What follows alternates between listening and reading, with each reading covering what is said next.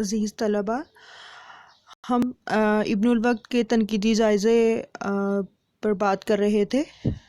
تو پچھلے لیکچر میں دوسرا حصہ جو تھا اس میں حجت الاسلام پر بات ہو رہی تھی، تو یہ اسے تیسرا حصہ سمجھ لیں۔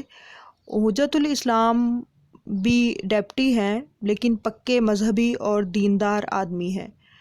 انہیں اپنے ہی ملک کی وضع قطع سے لگاؤ ہے۔ جب ابن الوقت پر تبدیلی وضع سے طرح طرح کی آفتیں نازل ہوئیں تو حجت الاسلام کو بلایا گیا کہ وہ ابن الوقت کی اصلاح حال کی کچھ تدبیر کریں۔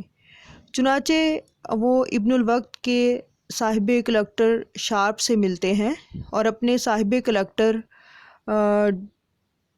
کا خط اسے دیتے ہیں۔ حجت الاسلام کے بارے میں ڈکٹر کی رائے بہت اچھی ہے۔ وہ اپنے خط میں لکھتا ہے کہ حجت الاسلام کی وضع کے آدمی یہاں بہت کم دکھائی دیتے ہیں۔ یہ اپنی پرانی وضع کو بہت مضبوطی کے ساتھ پکڑے ہوئے ہیں اور اس کو دل سے پسند کرتے ہیں اور بندر کی طرح نقل کرنے کو ذلیل کام جانتے ہیں، اور میں ان کو اس رائے کی وجہ سے بڑی عزت کی نگاہ سے دیکھتا ہوں۔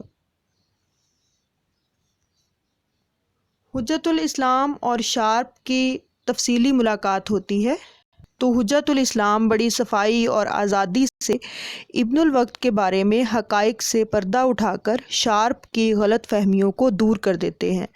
شارپ ان کا شکریہ ادا کرتے ہوئے کہتا ہے کہ آپ نے اپنے بھائی ابن الوقت صاحب کے بارے میں بالکل سچی خبر دی، ورنہ مجھ کو لوگوں نے ان سے بہت ہی بدظن کر دیا تھا۔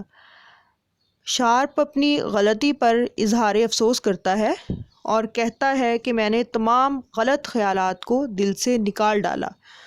اس طرح حجت الاسلام کی کوششوں سے ابن الوقت کو اپنا سرکاری کام واپس مل جاتا ہے اور اس کا وقار بھی بحال ہو جاتا ہے۔ حجت الاسلام بڑی تفصیل سے ابن الوقت کو سمجھاتے ہیں اور اس کی غلطیوں کی نشاندہی کرتے ہیں کہ اول تو تم نے یہی غلط سمجھا کہ سرکاری نوکریوں سے مسلمانوں میں خوشحالی آ جائے گی۔ دوسری غلطی یہ ہوئی کہ مسلمانوں اور انگریزوں میں اختلاط پیدا کرنے سے تم نے انگریزی وضع اختیار کی۔ رہا دین، اس کا تم نے اور تمہارے اتباع نے مل کر ایسا استخفاف کیا کہ بارش یا باہم بازی کی بھی کچھ حقیقت باقی نہ رہی۔ مسلمانوں کی ریفارمر کو تو اسی وقت ریفارم کہا جائے گا کہ مسلمان رہیں، یعنی باپ دادا کے مذہب کے وضع کے پابند ہو، دور سے الگ پہچان پڑیں کہ مسلمان ہیں، اور پھر ان کے دلوں میں زمانہ حال کے مطابق ترقی پیدا کی جائے یا ترقی کی لگن پیدا کی جائے۔ اپنے ایسے خیالات کے اظہار کے لیے اور ابن الوقت کو قائل کرنے کے لیے حجت الاسلام نے طویل مباحثوں میں الجھنا پڑا اسے۔ یہ تقریریں اور بحثیں ان کے اپنے نقطہ نظر کی بڑی اچھی تشریحیں ہیں۔ وہ طویل بحثیں جو ابن الوقت اور حجت الاسلام کرتے ہیں صرف بحثیں ہی نہیں ہیں، بلکہ وہ اس واضح ترین کشمکش کی مظہر ہیں جس کا ظہور اس زمانے میں ہو چکا تھا۔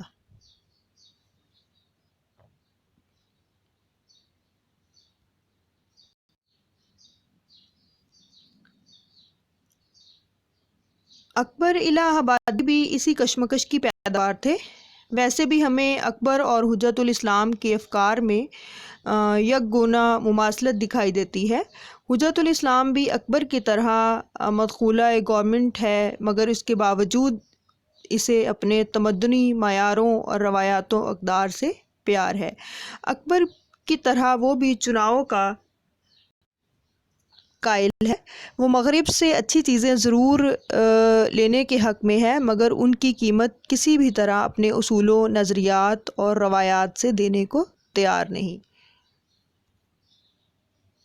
اسی طرح حجت الاسلام کو اپنے اصولوں اور اپنی روایتوں پر ناز ہے۔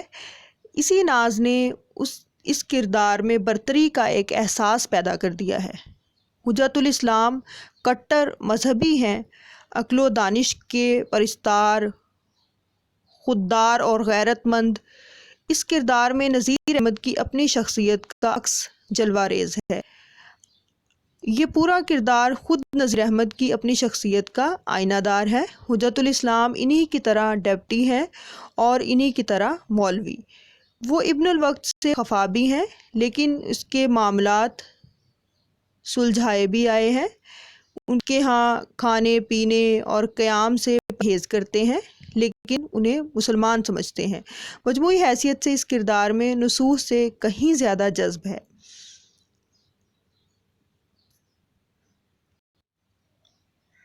پروفیسر عبدالسلام بھی ایسی ہی رائے کا اظہار کرتے ہیں۔ وہ لکھتے ہیں کہ حجت الاسلام کی بیشتر باتیں نذیر احمد پر بخوبی منطبق ہو جاتی ہیں۔ حجت الاسلام کی زندگی میں کوئی خامی، کوئی قابل گرفت بات نظر نہیں آتی۔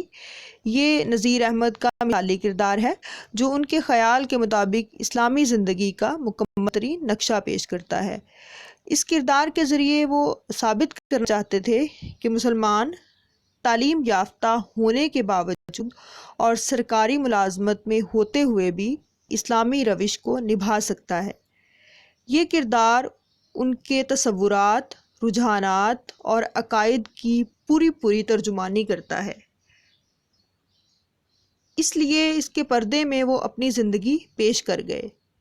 یہ کردار فنی اعتبار سے بالکل پھیکا اور سپاٹ ہے۔ یہ دل کی جگہ پر بھی شاید دماغ رکھتا ہے۔ یہ انسان ہونے کے بجائے فرشتہ زیادہ نظر آتا ہے، فرشتوں کی طرح معصوم اور خطاؤں سے پاک۔ یہ بھی فرشتوں کی طرح نفس امارہ سرے سے رکھتا ہی نہیں۔ ناول میں بھی وہ فرشتہ رحمت بن کر نازل ہوتا ہے۔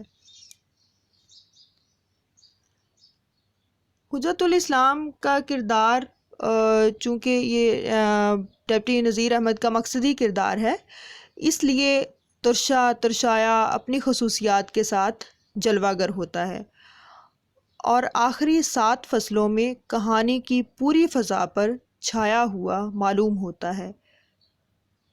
اس کے کردار میں کوئی تغیر و تبدل نہیں ہوتا۔ یہ کردار اپنے عہد کے ایک خاص طبقے کی علامت معلوم ہوتا ہے، وہ طبقہ جو دینداری میں اپنے اصولوں پر قائم تھا لیکن انگریزی حکومت کو بھی مانتا تھا۔ حجت الاسلام بقول ڈاکٹر سید عبداللہ دراصل اس دور کے اس طبقے کے نمائندے ہیں جس نے انگریزوں سے تعاون کی ایک صورت یہ نکال لی تھی کہ سیاست میں اس کی طرفداری کر لی، مذہب اور معاشرت میں اپنی وضع پر قائم رہے۔ یہ گروہ حقیقتاً کرسٹان ہندوستانیوں اور شدید شرع پسند اور انگریز دشمن عالموں کے درمیان ظہور میں آ گیا تھا، جو سیاسی حس سے بے بہرہ ہونے کی وجہ سے انگریزی سلطنت کی بنیادیں مستحکم کرنے میں پیش تھا، مگر دین و مذہب کے ظواہر کے معاملے میں شرعی رنگ اختیار کیے ہوئے تھا۔ ابن الوقت اور حجت الاسلام کے کرداروں کے بغور مطالعے سے نذیر احمد کی فکر و رائے کا بخوبی اندازہ ہو سکتا ہے۔ ابن الوقت اپنی جدید وضع و معاشرت میں انتہا پسندی کی حدوں تک جا پہنچتا ہے۔ حجت الاسلام کی عقل پسندی اور دینداری اسے راہ راست پر لے آنے کا ڈول ڈالتی ہے۔ حجت الاسلام کی عقل پسندی اور دینداری سے راہ راست پر لے آنے کا ڈول ڈالتی ہے۔ نذیر احمد دراصل اعتدال کی راہ اختیار کرنے کے حامی تھے اور یہ بات پہلے آپ کو بتائی جا چکی ہے۔ کہیں بھی انتہا پسند اور یک طرفہ ہوتے نظر نہیں آتے۔ انہیں اپنے عہد کے رجحانات سے پوری آشنائی تھی اور انہوں نے روح اثر کو بخوبی سمجھ لیا تھا۔ یہ حقیقت ہے کہ نذیر احمد نے ہندوستانیوں اور انگریزوں کے باہمی تعلقات کی دشواریوں اور رکاوٹوں کے اسباب معلوم کر لیے تھے۔ انہوں نے ایک طرف حکمران طبقے کے سامراجی رویے اور دوسری جانب محکوم طبقے کے اندھے تعصب سے آگاہی حاصل کر لی تھی، اور اس زمانے میں اتنی بات بذات خود ایک کار نمایاں کی حیثیت رکھتی ہے۔ نذیر احمد کے پورے نظام فکر کو سمجھنے کے لیے ضروری ہے کہ اس عہد کے سیاسی حالات اور مذہبی نظریات کو ذہن میں رکھا جائے۔ ان سے علیحدہ کر کے نذیر احمد کے نظریات و افکار یا ان کے ناولوں کا مطالعہ صحیح نتائج تک پہنچنے میں مددگار ثابت نہیں ہو سکتا۔ سیاست و معاشرت کے سیاق و سباق ہی میں ان کا مطالعہ مفید اور نتیجہ خیز ثابت ہو سکتا ہے۔ ابن الوقت میں دو اہم انگریزوں کے کردار کا جائزہ بھی ضروری معلوم ہوتا ہے۔ ان میں ایک کردار نوبل کا ہے۔ نوبل صاحب رہتک کے جن مجسٹریٹ تھے۔ بیماری کے سبب رخصت لے کر ولایت جانے کے ارادے سے دہلی آئے تھے اور ڈاک بنگلے میں ٹھہرے تھے کہ غدر ہو گیا۔ تلنگوں نے کشمیری دروازے کے گارد میں قید کیا۔ وہاں اور بھی چند انگریز پکڑے ہوئے تھے۔ جب سب قیدیوں کو کھڑا کر کے باڑ مار دی گئی تو یہ بھی زخمی ہو گئے۔ ابن الوقت نے بر موقع ان کی مدد کی اور انہیں غدر کے دوران میں 3 ماہ 9 دن تک چھپائے رکھا۔ بس اس طرح ان دونوں میں راہ و رسم بڑھی۔ ایک انگریز اور ایک ہندوستانی کی دوستی کا نذیر احمد نے یہ ایک بہت اچھا نمونہ پیش کیا ہے۔ نوبل صاحب، جیسا کہ ان کے نام سے ہی ظاہر ہے، واقعی ایک شریف النفس اور عالی نسبت انسان تھے۔ انگریز مگر شریف اور شریف پرور، نیک مزاج، پرلے درجے کے رحم دل، یتیموں بیواؤں کی تنخواہیں مقرر کر رکھی تھی۔ فوجداری کے مقدموں میں مجبور ہو کر جرمانہ کرتے ہیں تو اپنے پاس سے سرکار میں بھر دیتے ہیں۔ نوبل صاحب کے نزدیک انگریزوں اور ہندوستانیوں کے باہمی ملاپ و ارتباط ہی سے انگریزی حکومت کے قدم مضبوطی سے جم سکتے ہیں۔ اس لیے غدر کے بعد وہ حلم و درگزر کے اصول کے حامی رہے۔ ان کے خیال میں انتقام کا لینا سیاست کے لیے ضروری ہوگا مگر تعمیم کے ساتھ نہیں۔ جن لوگوں نے کھلم کھلا بغاوت کی اور بغاوت کو پھیلایا اور مسلح ہو کر سرکار کے مقابلے میں معرکہ آرا ہوئے، اور جنہوں نے حکومت انگریزی کے استیصال کی تدبیریں کی، اور جنہوں نے انگریزوں یا ان کے بیوی بچوں کو صرف اس وجہ سے کہ یہ انگریز ہیں ناحق ناروا قتل کیا، ایسے اور صرف ایسے ہی لوگوں کو سخت سزا دینی چاہیے۔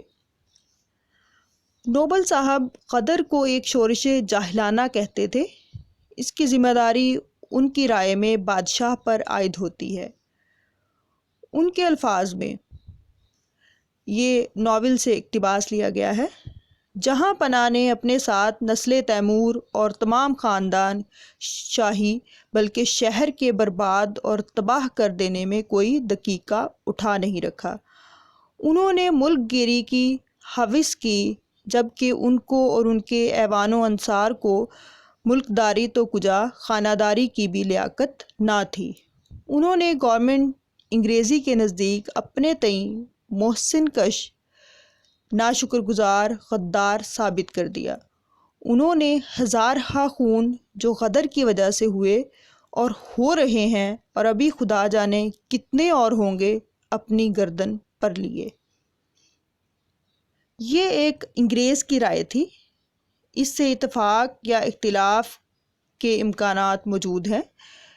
اس سے قطع نظر نوبل صاحب غدر کے دوران میں اور بعد میں ابن الوقت کے احسانات کے اعتراف کے طور پر اس سے بہت اچھا سلوک کرتے ہیں۔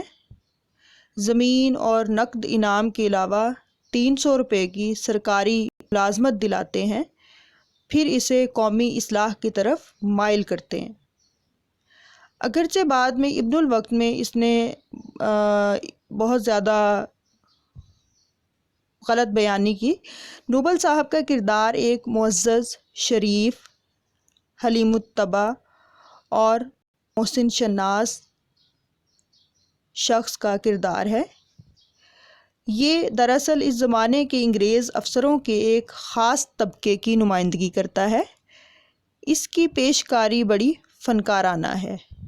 اس کے برعکس شارپ کا کردار ایک تیز تراز انگریز افسر کا کردار ہے، جیسا کہ نام سے بھی ظاہر ہو رہا ہے۔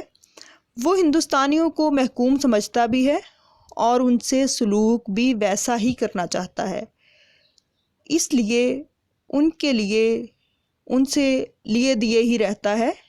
اسے یہ بات قطعاً پسند نہیں کہ ہندوستانی انگریزی وضاقطع اپنائیں، انگریزی لباس۔ اس کے الفاظ میں ہمارا قومی شعار ہے کہ اگر کوئی ہندوستانی ہمارے جیسے کپڑے پہنے تو ہم سمجھتے ہیں کہ ہماری نقل کرتا ہے یا ہم کو چھیڑتا ہے۔ شارپ واقعی اپنے مزاج اور کام کا تیز ہے، بلکہ وہ جلد باز بھی ہے اور کانوں کا کچا بھی۔ سرشتہ دار کی چکنی چپڑی باتوں میں آ کر اس پر یقین کرنے لگتا ہے اور اس طرح ابن الوقت سے بگاڑ کی صورتیں پیدا ہو جاتی ہیں۔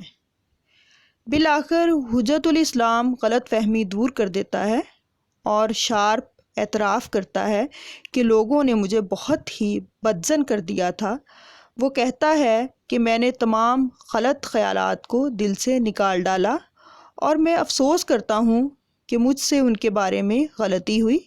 چنانچہ اس نے ابن الوقت کے نام ایک خط لکھا کہ اگر آپ اپنے بھائی حجت الاسلام کی سی وضع اختیار کریں جو آپ کی قومی وضع ہے اور جس میں آپ نے بھی اپنی عمر کا بڑا حصہ بسر کیا ہے، جو ہر ایک ہندوستانی شریف کے لیے زیبا اور راحت بخش ہے، تو مجھ میں اور آپ میں ایسی دوستی ہوگی جس کو میں ساری عمر نبھاؤں گا۔ نوبل اور شارپ انگریز افسروں کے دو مختلف گروہوں کی نمائندگی کرتے ہیں۔ دونوں بہت اچھے ٹائپ کردار ہیں اور بہت پرلطف ثابت ہوتے ہیں۔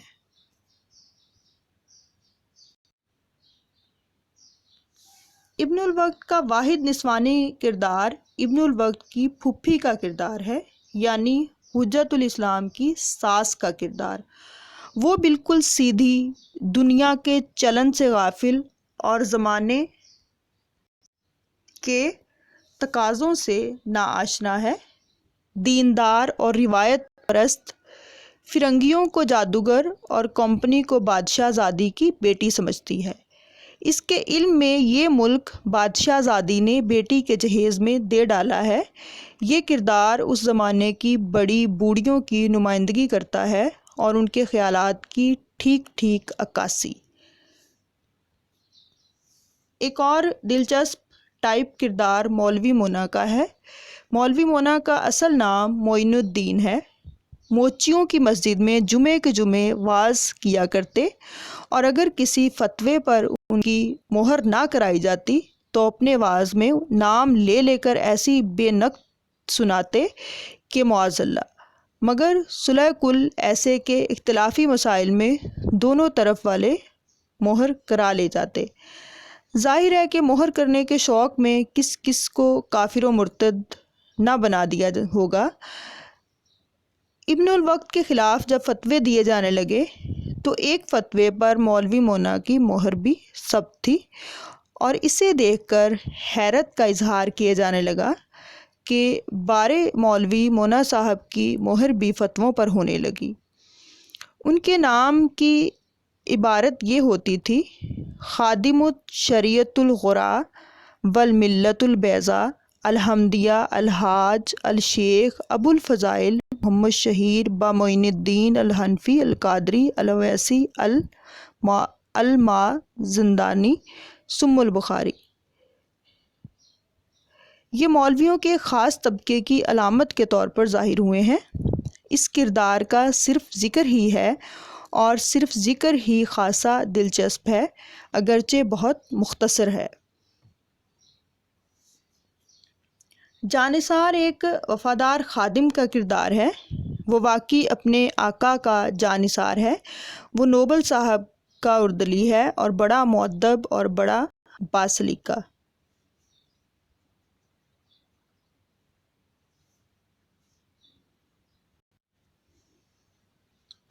اس ناول کے ان کرداروں میں سے بعض کردار تو ٹائپ ہیں جو بنے بنائے ہمارے سامنے آتے ہیں اور اپنی مخصوص معاشرت اور اپنے عہد کے بعض خاص طبقوں کی نمائندگی کرتے ہیں۔ ان میں کچھ تغیر یا تبدیلی نہیں آتی، یہ کردار اپنے اپنے رخ پر چلے جاتے ہیں۔ اس ناول میں صرف ابن الوقت کا کردار ہی ایک ایسا کردار ہے جس میں بتدریج تغیر دکھایا گیا ہے۔ بعض فنی عیوب کے باوصف اور بڑا پرلطف کردار ثابت ہوتا ہے۔ ابن الوقت کے مکالمات نذیر احمد کے دوسرے ناولوں کے مکالمات کی طرح عموماً بیان و استدلال کا رنگ لیے ہوئے ہیں۔ ان کے مکالمات بڑے مرتب و مربوط ہوتے ہیں، شاید اس وجہ سے وہ ان کی مدعا نگاری کے ماتحت ظہور میں آتے ہیں۔ ابن الوقت بات کرنے سے زیادہ بیان دینے یا تقریر کرنے کا میلان رکھتا ہے۔ حجت الاسلام تو باقاعدہ واعظ و خطبے کا ماحول پیدا کر دیتے ہیں۔ اسی طرح ابن الوقت اور حجت الاسلام کے درمیان طویل مباحثے بھی دکھائے گئے ہیں۔ البتہ صاحب کلکٹر اور سر رشتہ دار، ابن الوقت اور جانثار وغیرہ کے مکالمات بہت دلچسپ ہیں۔ اگرچہ ان سب مکالمات کی زبان بالعموم یکساں سی ہے، لیکن بولنے والوں کی شخصیت کا کچھ نہ کچھ عکس ضرور ان میں دیکھا جا سکتا ہے۔ مکالمات کا کمال ابن الوقت کی پھوپھی کی گفتگو میں ملتا ہے۔ وہ مخصوص نسوانی الفاظ و محاورات کے استعمال سے اسے عام زندگی کی بول چال کے بہت قریب لے آتی ہے۔ یہ پہلے بھی بات ہو چکی ہے کہ ڈپٹی نذیر احمد جب گھروں سے کھانا لینے کے لیے جایا کرتے تھے تو ان کا خواتین سے اکثر واسطہ رہتا تھا، تو خواتین کی زبان کو بہت اچھے طریقے سے سمجھتے تھے اور اس کو بیان بھی کیا ہے۔ اس کا ایک اقتباس لیتے ہیں ابن الوقت سے۔ اے ہے غدر کے دنوں میں کچھ ایسی گھڑی کا پیرا، اس موئے فرنگی کا آیا تھا کہ بچے کی مت پھیر دی، ہم سے تو ایسا چھپایا کہ دن کو گورے شہر میں گھسے اور رات کو ہم نے جانا کہ سارے غدر ہمارے گھر میں فرنگی چھپا رہا۔ جس وقت فرنگی کو لائے تھے، اگر ذرا بھی مجھ کو معلوم ہو تو میں اس کو کھڑا پانی نہ پینے دوں۔ خدا جانے کمبخت کہاں سے ہمارے گھر آ مرا تھا، نہ آتا نہ بچہ ہاتھ سے جاتا۔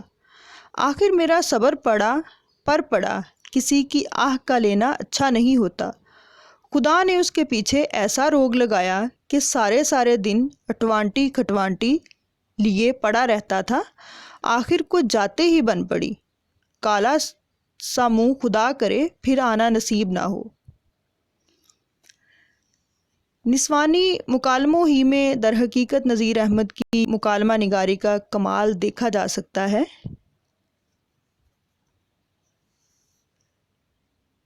ابن الوقت بھی ان کے دیگر ناولوں کی طرح حسن و عشق کے عنصر سے خالی ہے۔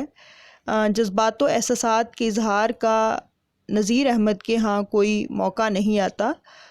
ان کے ہاتھ جذبے کی گرمی نہیں، البتہ تعقل کا جمود ضرور ہے۔ وہ عقل و استدلال کی خنکی سے احساس کی گرمی پر قابو پا لینا چاہتے ہیں۔ ان کے دل پر ہمیشہ پاسبان عقل کی حکومت رہتی ہے، وہ اسے کبھی بھی تنہا چھوڑ دینے کی اجازت نہیں دیتے۔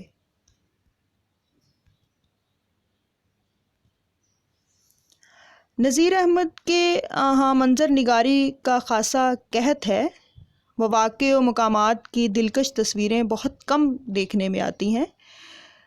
ابن الوقت میں چھٹی فصل کے آغاز ہی میں ایک کوٹھی کے چمن کی قلمی مصوری کی ہے۔ ایسی مثالیں نذیر احمد کے ہاں شاذ ہی ملتی ہیں۔ اقتباس پیش کرتی ہوں۔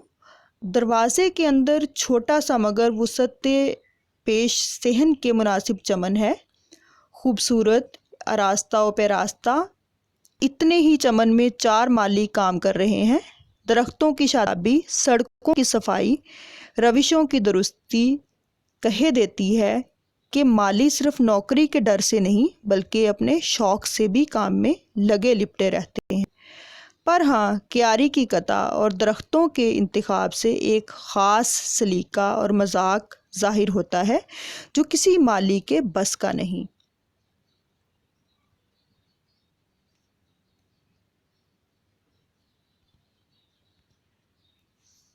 ابن الوقت میں طنز و مزاح کے پرلطف نمونے بھی دیکھنے میں آ جاتے ہیں۔ اس کی نذیر احمد نے کئی صورتیں پیدا کر لی ہیں۔ ایک تو مغرب زدہ ہندوستانی کی ذہنی کشمکش کی صورت کہ اس سے انہوں نے ظرافت کے کئی پہلو نکال لیے ہیں۔ انگریز حاکم اور ہندوستانی محکوموں کے حالات و تعلقات کا بیان بھی بہت پرلطف ہے۔ یہاں طنز و ظرافت کی لطافت سے خوب فائدہ اٹھایا گیا ہے۔ اس سلسلے میں فصل ہفتم یعنی 7ویں فصل میں لکھتے ہیں، ایک ڈپٹی کلکٹر انگریزوں کی مدارت کاشا کی ایک بہت اچھی مثال ہے۔ انگریز افسر کا اتنا روب داب ہے کہ ہندوستانی ڈپٹی کلکٹر اس سے ملاقات کو عذاب جان سمجھتا ہے۔ اسے گھنٹوں انتظار کرنا پڑتا ہے۔ چپڑاسی ایک بار پیغام لے جا چکا ہے، دوبارہ جانے کا حوصلہ نہیں ہوتا۔ کہتا ہے اب پھر کہہ دیتا ہوں، خفا ہوں گے تو آپ میری آدھ سیر آٹے کی فکر رکھنا۔ نوبل کو بھی اس کا اعتراف ہے کہ انگریزی عملداری میں یہی بڑا خطرناک نقص ہے کہ حاکم و محکوم میں ارتباط نہیں۔ یہی ارتباط اور ملاپ پیدا کرنے کے لیے ابن الوقت انگریزی وضاحت اختیار کرتا ہے، لیکن نتیجے میں نشانہ تضحیک بنتا ہے۔ نذیر احمد نے 22ویں فصل میں بھی مزاح پیدا کرنے کی کوشش کی ہے۔ حجت الاسلام ابن الوقت کی کوٹھی میں آتے ہیں۔ یہاں ان دونوں کے خیالات اور طرز معاشرت کے تفاوت و تضاد سے ظرافت کا پہلو بھی نکلتا ہے اور پڑھنے والے کو محظوظ کر جاتا ہے۔ چونکہ یہ ناول ان کا اصلاحی یا مقصدی ناول تھا، تو کچھ کرداروں کے ذریعے سے، جیسے مولوی معین الدین کا کردار ہے، تو اس طرح کچھ کرداروں کے ذریعے سے انہوں نے اس میں لطیف مزاح پیدا کرنے کی بھی کوشش کی ہے یا مزاح پیدا کیا ہے۔ تو اس کے لیے جو ہے وہ اس ناول کو پڑھنا بے حد ضروری ہے۔ تنقیدی جائزے کو سمجھنے کے لیے جب تک آپ ناول نہیں پڑھیں گے، آپ اس کے تنقیدی جائزے کو بہتر طور پر نہیں سمجھ سکتے کہ کون سی فصل میں کیا بات ہوئی ہے اور کہاں پر کس کردار نے کس طرح سے اس کو نبھایا ہے۔ اگر میں کہوں کہ مولوی کا کردار دلچسپ ہے، فلاں کردار جو ہے وہ مقصدی ہے، فلاں کردار مثالی ہے، فلاں کردار جو ہے وہ کسی بھی اس میں سیاسی ہے، معاشرتی ہے، معاشی ہے، یہ جو بھی حالات بیان ہوئے ہیں، جو بھی روایتوں پر نازا نظر آتے ہیں، تو ان چیزوں کو دیکھنے کے لیے، اس کی تفصیل میں جانے کے لیے کہ کس طرح سیاست کو کوئی کردار نبھا رہا ہے یا معاشرت کو نبھا رہا ہے یا مزاح کو پیش کر رہا ہے، تو اس کے لیے آپ کا ناول پڑھنا جو ہے وہ بہت ضروری ہے کہ آپ اس ناول کو پڑھیں اور اس میں جو دلکشی ہے، جو اس میں روانی ہے، جو اس میں زبان ہے، بیان ہے، اس کو بہتر طور پر سمجھ سکیں گے۔ تو میں امید کرتی ہوں کہ آپ ناول کو ضرور پڑھیں گے۔ تو ابھی یہ سلسلہ جاری رہے گا، نیکسٹ جو ہے وہ اس کو آگے تنقیدی جائزے کو ہی پیش کیا جائے گا، تو وہ اس کا چوتھا حصہ ہوگا۔ امید ہے کہ اس میں تنقیدی جائزہ جو ہے وہ اختتام کو پہنچ جائے گا۔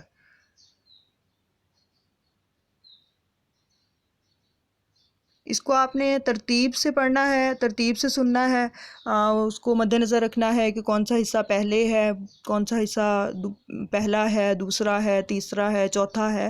تو ترتیب سے جو ہے وہ اس کو سنیے گا اور اس کو نوٹ کر لیں یا جیسے بھی آپ مناسب سمجھیں، پیپر کی تیاری کے لیے اس کو رجسٹرڈ پر نوٹ بھی کر سکتے ہیں۔